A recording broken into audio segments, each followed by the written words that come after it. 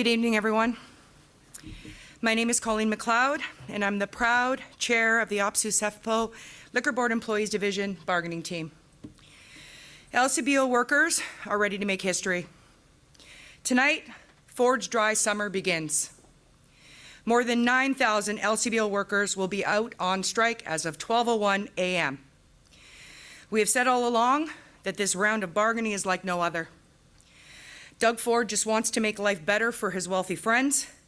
That's why he's wasting upwards of $1 billion of Ontario's money to fast-track privatized alcohol sales and hand over more public revenues generated by the LCBO over to CEOs and big box grocery and convenience chains like Circle K and 7-Eleven.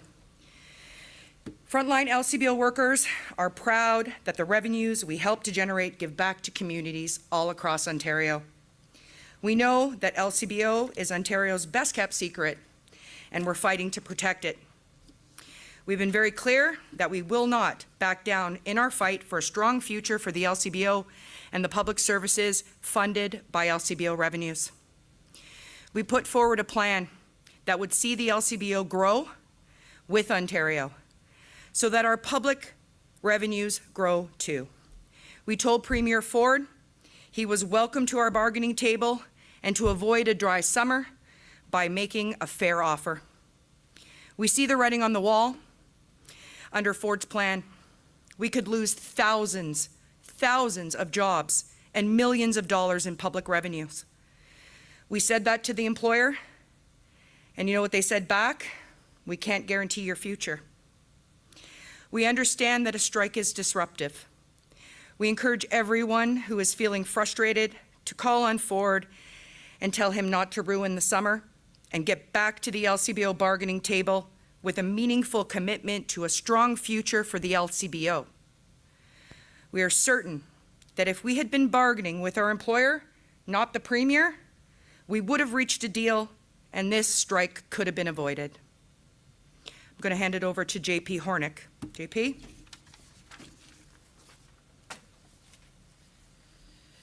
Thank you, Colleen. I'm JP Hornick, President of OPSEU SEFPO. The LCBO is good for Ontario, and what LCBO workers have been fighting for at the bargaining table is also good for Ontario. Good employers invest in their employees, but good governments invest in their province. The LCBO, however, has rejected our vision for the future of the LCBO and refused to propose a better way forward to keep it public. And Ford's happy to give away Ontario's crown jewel. LCBO workers have come forward in their thousands to say that we will not stand by while this government throws away Ontarians' money and gives it to billionaires and CEOs. Throughout negotiations, this team proposed an alternative plan to Ford's Alcohol Everywhere scheme and made it clear to both Premier Ford and the LCBO that the workers were ready to strike for it. We want the LCBO to grow with Ontario. We want the LCBO to be able to deliver the convenience that Ontarians want, because that's how we protect the revenues that fund our public services like healthcare and education.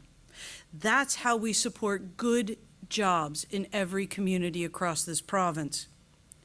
We told the Premier not to ruin everybody's summer, but he went ahead and closed the Science Centre, and now he's forcing a dry summer upon Ontarians by refusing to offer a deal that would be good for the LCBO workers and also for Ontario. Because when you buy from the LCBO, including spirit-based ready-to-drink beverages, that's what should help build Ontario. The revenues from those sales should stay in the public coffers. They shouldn't help billionaires buy another yacht. Our plan would also support good jobs at the LCBO and in our communities. Having more permanent part-time and permanent full-time job opportunities means greater product knowledge, but even better customer service. It's what these workers do best. Right now, 70% of LCBO workers are casual. They don't have guaranteed hours. And that means most won't have access to benefits, and there aren't opportunities to move into permanent part-time or permanent full-time positions. 70%. That is no way to run a business. We want a better future for our members, yes, but we want to make sure that the LCBO can grow and modernize with Ontario. We want a better Ontario, one that is centered in a safe, productive, and funded LCBO. And we will not back down in our fight to protect these public services. Thank you very much. We're open to questions. Hi, Richard Southern, 680 News Radio.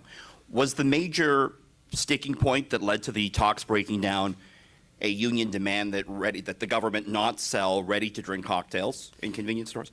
Look, the government's made it clear that the issue around the expansion of beer, wine, ready-to-drink cocktails, they see that as a policy issue, but it affects and will cost thousands of jobs within the LCBO. What we haven't seen is any effective proposals from this government to guarantee that that revenue stays in the LCBO and that those jobs stay with the LCBO. Just to be clear, though, JP, this is a union demand. The government has to back away from the ready-to-drink cocktails, or you're striking. The government has to provide a pathway forward to ensure that Sorry, was that a yes or a no? I'm telling you what I'm saying. The government has to provide a response that allows for the public LCBO to protect those jobs that would otherwise be lost with their current expansion plans. So the ball is in Premier Ford's court around how he wants to approach this. We believe that the employer is willing to actually negotiate. We believe there's a huge amount of shared interest here, but the Premier is the sticking point. His forced expansion, his sped up expansion that will cost at least $1 billion to Ontarians is the sticking point on this issue. How he does it is up to him. Okay, before I pass it along, I mean, the government's, they're not going to back away from this policy, I don't think, to sell alcohol in convenience stores. We're not telling them to back away from the policy to sell alcohol in convenience stores. As a matter of fact, we've said from the get-go that we are not blocking the 8,500 licenses. We also want to help him fulfill his campaign promise of beer and wine in the convenience stores. So you're on strike until you see some sort of job security numbers? We are on strike to protect those good jobs in these communities, yes. And we'll be at the table if the government wants to actually address some of our core concerns about how to ensure that there is a future for the LCBO, that they can compete on a level playing field with these private interests. We know that the LCBO can do it better, safer, and that we can keep the public money in the public coffers. The government's refusing to entertain that. John Woodward from CTV. I wonder if you could tell us what this is going to look like from the consumer's perspective tomorrow, what LCBO stores and how many are going to be closed, and what it means for the distribution side, the bars and restaurants, the other privatized wine stores. Yeah, I mean, what we've seen is that the government has issued something saying that if the strike is on, that they're shutting down the LCBO stores for 2 weeks. And that they're going to try and shift into some sort of, online model or something else. We also know that I've seen reports today that the Restaurant Council is very concerned that there isn't a coherent plan for how to make that transition. So, it is up to the employer and the government to decide how they want to respond to the strike, but I can tell you that our workers are going to be out there at 12:01 a.m. at warehouses, at any retail locations. We're also going to be spending our time talking to Ontarians about why this issue is not just their issue, but an issue for all Ontarians. We're talking about $2.5 billion in revenue that would disappear from public health care and education and go into private corporations. We're not talking about mom and pop shops. We're talking about Costco, Loblaws, giant grocery chains, giant convenience store chains. If this was about, corner store beer, that'd be one thing. But I think that what we're seeing is an attempt to move profit from the public and into the private sphere. Speaking of private sphere, we have had some press releases from other alcohol suppliers saying if the LCBO is closed, look at us. What would you say to that concern? I would say that there are a number of options for Ontarians, but the fight that we are in around is not about preventing people access to alcohol in a convenient way. What we're saying is the best investment this government could make is expanding the LCBO. There are many models we could look at about how to do that to allow us to modernize, but to make sure that those jobs are not, some non-union minimum wage gas station job where people are being trained on the fly and kids are being subject to, theft or, violence. What we're looking at are people who are trained to make recommendations around products, but also to ensure that kids aren't having access to alcohol. I have a 15-year-old daughter. If you think I want, these White Claws in a 7-Eleven with some other 19-year-old who's going to, supposed to ID them, that's a problem for a lot of us. So I think that there are a number of issues that are solved by looking at how to invest in the LCBO and expand those locations and expand that availability, making sure that folks are trained, but making sure, most importantly, that the money stays public. Can we just hear, specifically what's it going to take to end this strike? Specifically, what are you asking for? So what it's going to take to end this strike, should it be, we're still at the table until midnight. If they come back with something that says, listen, the Premier's called us and he's ready to have a meaningful conversation about how we expand the public LCBOs and what it looks like, a specific plan for the future of the LCBOs that protects these jobs, that makes sure that the money stays there. We're open to that conversation, and we both know, Richard, that these kinds of negotiations can take any number of turns. But specifically, what are you asking for? So specifically, we're looking for language that will protect these jobs and protect the future of the LCBO and allow it to maintain a competitive position in the market. So you want X number of jobs, full-time jobs? I'm not going to let you know that there's X number of jobs. We know that the calculations are that there were thousands of jobs that will be lost if it proceeds with the proposal that's been put in front of us. Tyler Cheese, CBC News. So what are you telling union members to do as of tomorrow morning? So what we have in front of our union members is we have a tool for the picket locations. We have a number of strategies for how to begin the strike and continue it as necessary. So for our union members to call your local organizer, your staff rep, to go online, to check your texts and emails, and we'll make sure that the information is there for them. Hey, hi, JP. So you guys had suggested in one of your public communications that you wanted exclusive sales of spirits and ready-to-drink beverages at the LCBO. The government is suggesting that that is not going to happen because they've been elected twice, they say, on the mandate of expanding beer and wine to convenience stores and these are RTDs as well, and they're not going to change their minds. So does that seem to be a fundamental divide here between the two sides? What I would challenge on that is that there's two different things they said. One was the election promise of the expansion of beer and wine, right? What the promise of spirits or ready-to-drink seems to be, ready-to-drink spirit-based beverages, seems to be something that was mid-term, off-the-cuff kind of remark from the Premier. So the mandate, the election mandate, was for the expansion of beer and wine. We are not arguing this point with them. What we're trying to make sure is when you have something that represents 9% of your sales, to the tune of somewhere, could be $600, $900 million, that money in the ready-to-drink spirits needs to stay within the LCBO. We believe that spirits needs to stay within the LCBO, but we also believe that the LCBO can expand and grow and be competitive within that private market. I think that there's a way that, the Premier could actually keep his promise of increased access, but also keep it public. And that seems to be something that isn't even on the table at this point. So if the LCBO all of a sudden said that spirits would remain exclusively within the LCBO, OPSEU would not go on strike? I think what you're looking at is a whole combination of things. It's not just the spirits. We're also, definitely there is an aspect of the ready-to-drink spirit-based beverages. When you're looking across Canada, you don't see these things in corner stores, right? What we're looking at is, fine, you want to expand beer and wine, keep that election promise. Keep that election promise. But let us grow with you if you want to expand elsewhere. You had mentioned the Science Center as well. I'm not sure what the two have to do with one another. It seems like OPSEU might be looking to send a point or a message to the government about a number of government-related issues that you simply disagree with. Well, there's a lot that I disagree with, and not just with this government. But, I mean, there's a lot I also agree with. And what I would say is I have over 600 collective agreements that I'm bargaining, a third of at any given point in time. What strikes me, though, is the quickness with which some of these decisions are done and the lack of community consultation. They seem to be almost on a whim.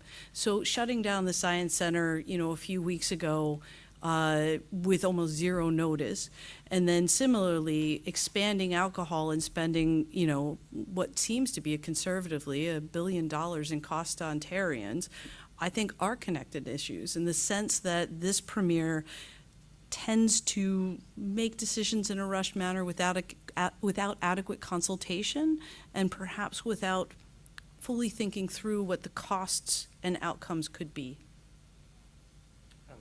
Hi, JP. Mike Crawley from CBC. There's never been a strike in the history of the LCBO. What do you think made this particular round of bargaining different?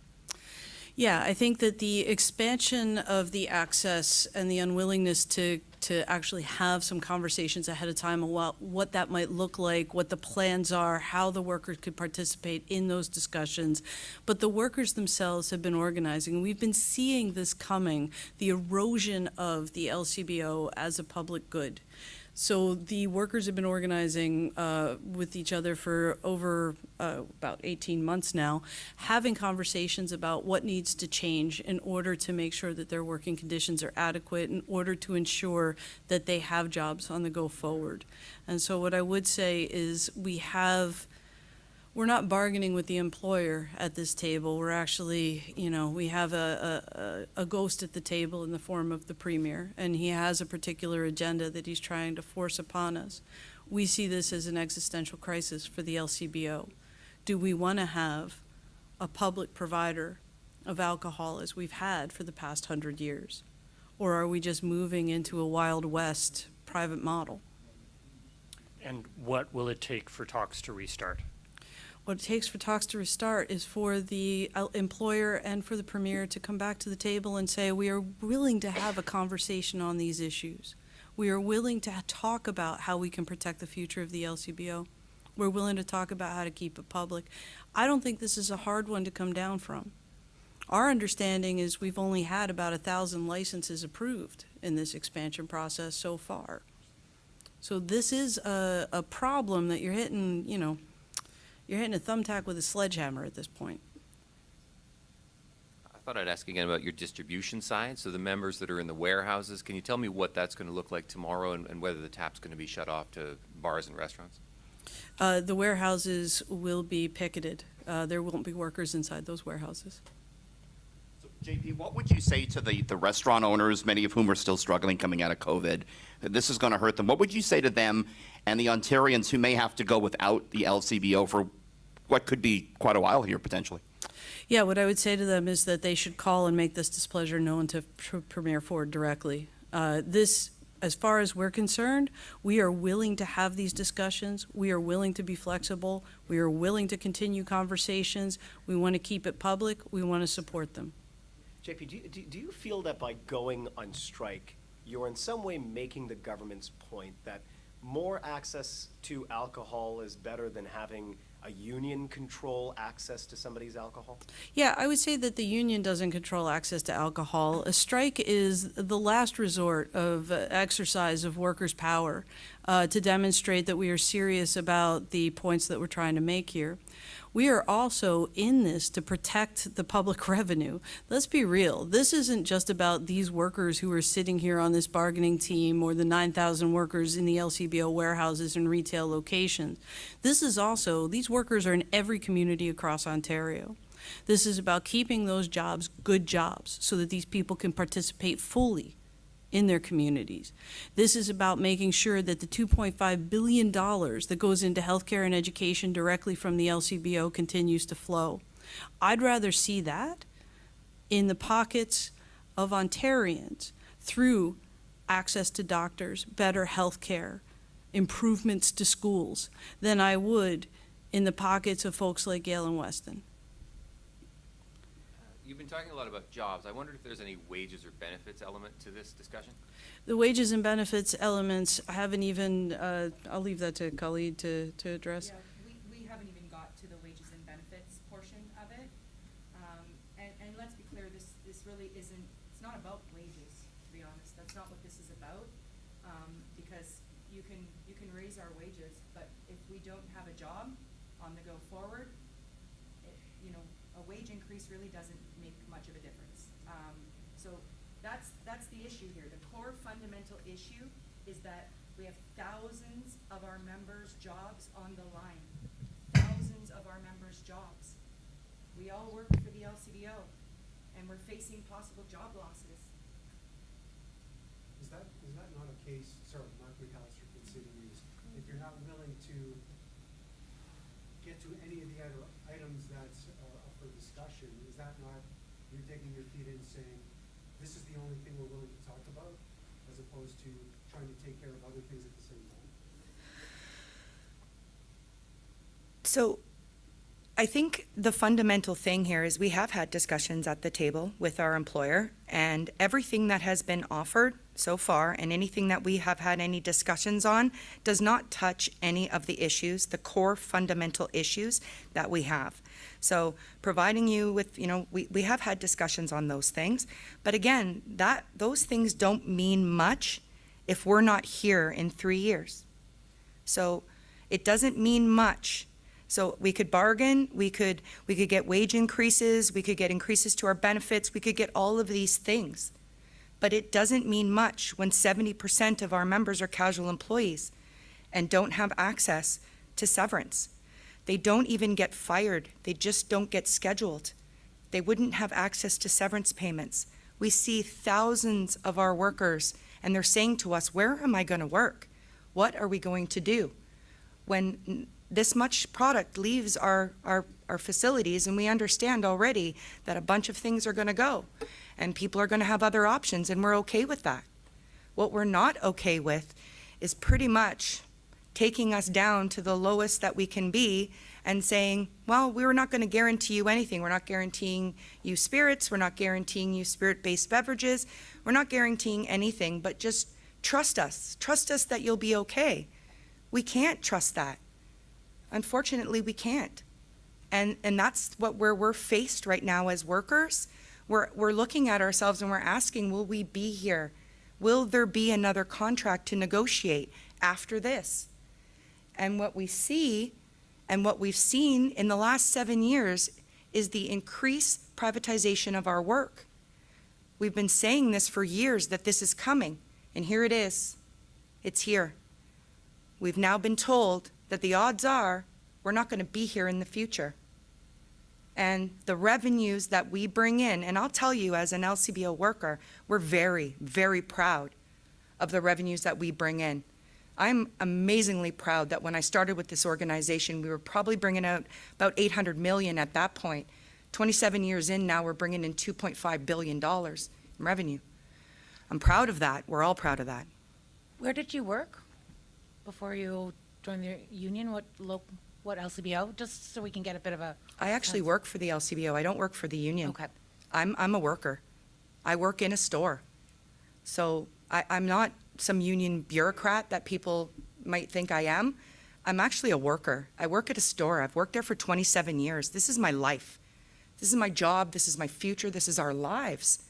That's what's on the line here. Our ability to raise our families, pay our mortgage, keep good jobs in these small communities around the province. That's what this is about.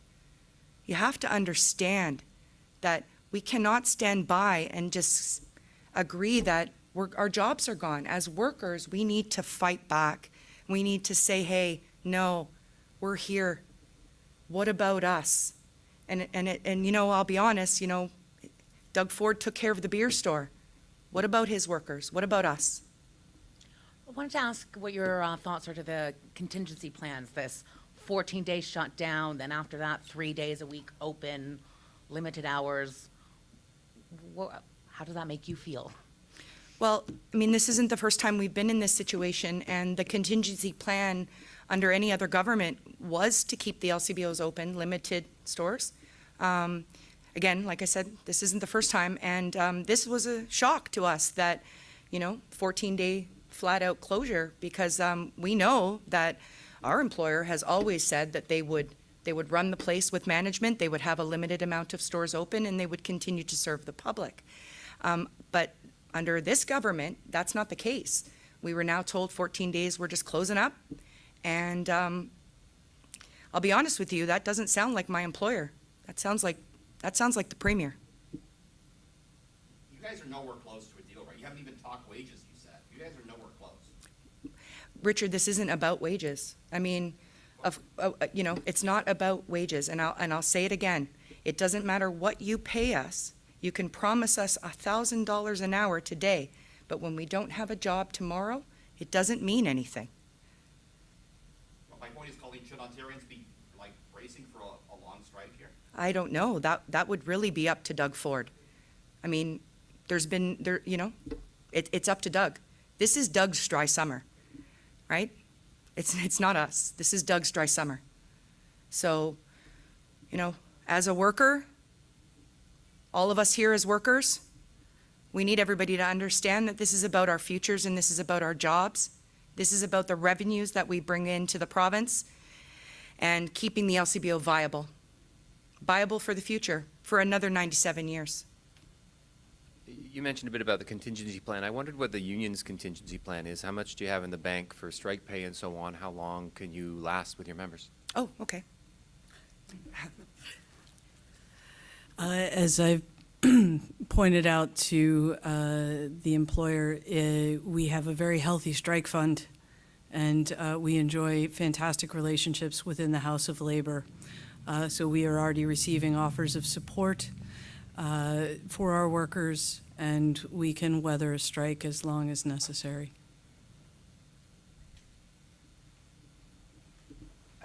I just wanted to ask if you could take us into the negotiating room, not physically, obviously, but can you give us a sense of who are you negotiating with? Because there's a mediator involved as well. Are you guys face-to-face? Are you guys actually in the same room talking, or is it just passing kind of papers back and forth, just to get a sense of how that communication is actually going?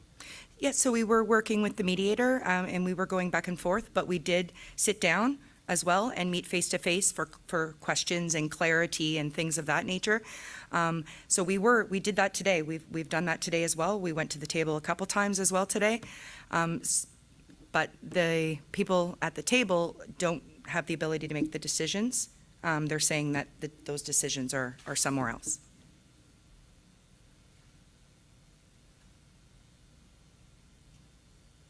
Thank you. I really appreciate it. Thank you.